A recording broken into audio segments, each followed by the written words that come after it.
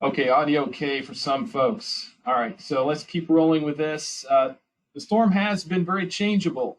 Even this morning, it appeared the center is reforming a little bit further to the northeast, and and so the forecast continues to be tweaked. Here's a look at the 10 a.m. forecast. It has shifted. Yeah. It has shifted a little bit to the right again. Overnight, it had shifted left. Now it's back to the right, and forecast to make landfall as a pretty strong tropical storm, 70 mile per hour, as it comes across Matagorda Bay tonight. Storm is then forecast to track inland, moving fairly steadily across the area tonight and tomorrow morning.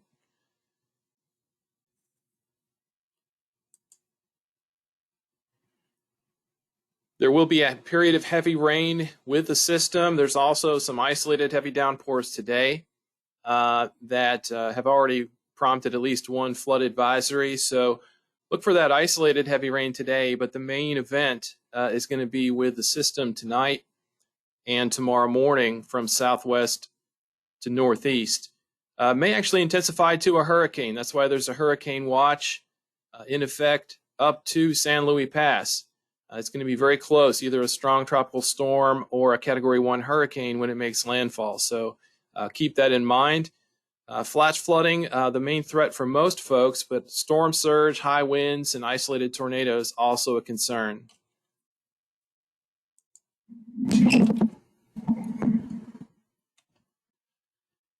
Tried to break down the impacts here. There's a lot of text. Won't read the whole thing, but trying to quantify the winds. First off, we're looking at 40 to 70 mile per hour winds in that tropical storm warned area, where the highest winds are going to be down near where the center makes landfall, most likely down near Matagorda Bay.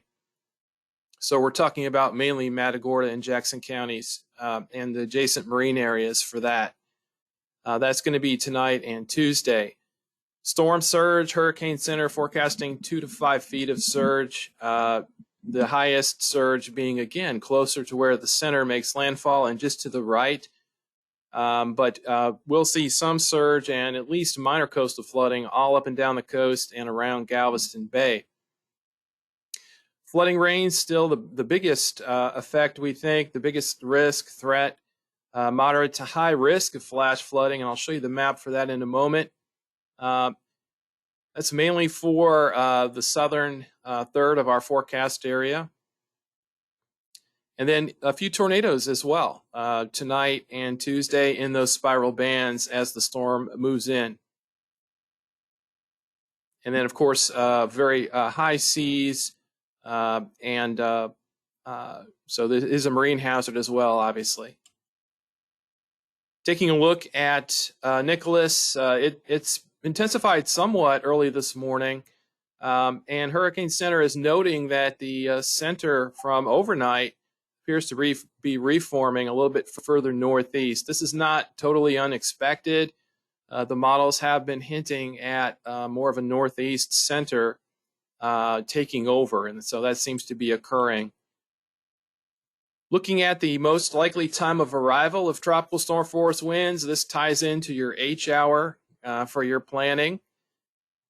Looks like this evening we'll see those tropical storm force winds moving into Matagorda Bay and then reaching Galveston Bay by around 2 a.m. Tuesday morning, and then continuing to progress northeastward from there. That's what those time arcs represent, the most likely time of arrival of tropical storm force winds. So we're within 12 hours now of the landfall, or at least the arrival of tropical storm force winds, I should say, for Matagorda Bay, and within 18 hours for city of Houston area. Storm surge warning has been expanded to include Galveston Bay and areas up through High Island and further north. No big change here in the storm surge forecast. Many of you may have gotten the alerts on your phones It's just a little bit higher confidence. We'll see perhaps 2 to 4 feet of surge, maybe even 3 to 5 feet closer to landfall. And this is just a look at the watch on the left and the forecast surge on the right. Again, mainly 3 to 5 feet south of San Luis Pass, 2 to 4 feet around Galveston Bay and Galveston Island. A little more detail on what areas we expect could be flooded. This is sort of a reasonable worst case scenario. The Hurricane Center is running these inundation maps. And you can see, we're looking at the barrier islands, mainly the bayside low-lying areas. And here we're looking at the areas around Matagorda Bay. So areas in blue there, 1 to 3 feet above ground. In yellow, perhaps greater than 3 feet. Those are mostly marshy areas, but they're the low-lying sort of intertidal areas. But you can see a little more detail there, and you can look at this on the Hurricane Center website. Moving up the coast, you can see there around San Luis Pass, again, some of those low-lying, mainly marshy areas. We'll see some high water potentially, and again, this is the potential storm surge flooding. Kind of considered a reasonable worst case for this storm. Looking at Galveston Island, some high water on bayside areas. Again, yellow greater than 3 feet, blue 1 to 3 feet above ground. And then around Bahia Vista, so it's kind of the usual low-lying spots that are more surge vulnerable that have the potential to see some surge flooding. Then around Galveston Bay, most areas not so bad, honestly. A little bit around San Leon, and of course Texas City is hatched out with the levee there. There's no forecast made for that area. Bolivar, mostly bayside, blue 1 to 3. Some specks of yellow there, greater than 3. Same Chambers County. These are the low-lying areas.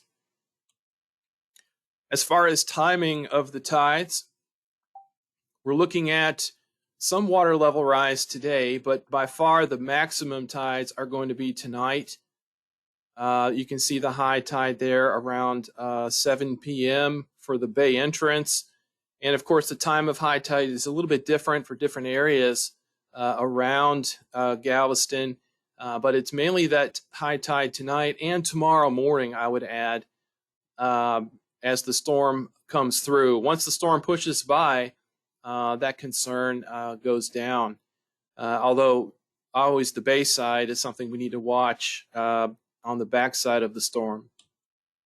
Similar picture for Freeport. By the way, those values you see up around 4 to 5 feet above mean lower low water. So that puts us squarely in some moderate storm surge potentially. And the previous maps kind of outline that as well in the low-lying areas. 4 to 5 feet for Freeport. Same idea here, Monday evening, this evening that is, likely the maximum tide. So you can get some minor to moderate coastal flooding around time of high tide tonight especially. Looking at the rainfall, these values are just a tad lower than yesterday. What we have working in our favor is most models now are predicting more of a steady movement of the system, but still we're looking at 8 to 16 inches of rain, isolated higher amounts in this orange area here, really 6 to 10, some isolated 10 to 15, and then lesser amounts as you go inland. A faster moving storm would mean sort of these amounts or even a shade lower, but if the storm were to slow down, we would have even higher amounts than this. Important point is, regardless of exactly how much rain we get, it's going to fall at a rate that will lead to flash flooding, we think, from this system. So don't get too caught up in the exact totals. Just realize when we get rates of 2-3 inches per hour or higher, we're going to see that flash flooding. The Weather Prediction Center has a fairly large moderate risk area of flash flooding. This is for today and tonight. And they've added a high risk area there around Bay City and Freeport, sort of coastal Brazoria, and Matagorda counties, where they might get the highest rain and the highest rain rates there close to the landfall. So the moderate to high events tend to lead to the greatest loss of life and property damage. So this could be very significant in terms of flash flooding. And here is the outlook for tomorrow. Shifts east a little bit, but still Houston, Galveston, Sugar Land, Freeport on east, still under the gun for flash flooding. And notice there is a slight risk even for our inland counties. So we're going to need to watch the flash flood potential. This is a presentation of just a rough timing of the rainfall. Don't get hung up on the details here. This is just one model, the HRRR model, and it's a forecast radar. So you can see as we go from upper left to lower right, you can see the progression. So 7 p.m. this evening, the storm is getting pretty close to land, and you can see all that rain and rain banding on the eastern side of the center. There's the position at about 1 a.m. Tuesday. And again, this is subject to shifting around. It's not meant to zero in on details, but just to give you the general sense of the timing. Notice this heavy rain band on the eastern flank at this time pushing up into Houston, for example. By 7 a.m., the center is getting closer now to Houston, Galveston area. With that heavy rain band pushing east. And by 1 p.m. tomorrow, most of the rain, given that it's more on the eastern flank, should be exiting the area. So we should see improving conditions tomorrow. The caution here is the track and speed of the system has been changeable. And so this is not locked in stone, but it does give you an idea of what we're dealing with. Basically a heavy rain band moving out ahead of Nicholas, crossing the area from southwest to northeast, and if it does move steadily, exiting Tuesday afternoon.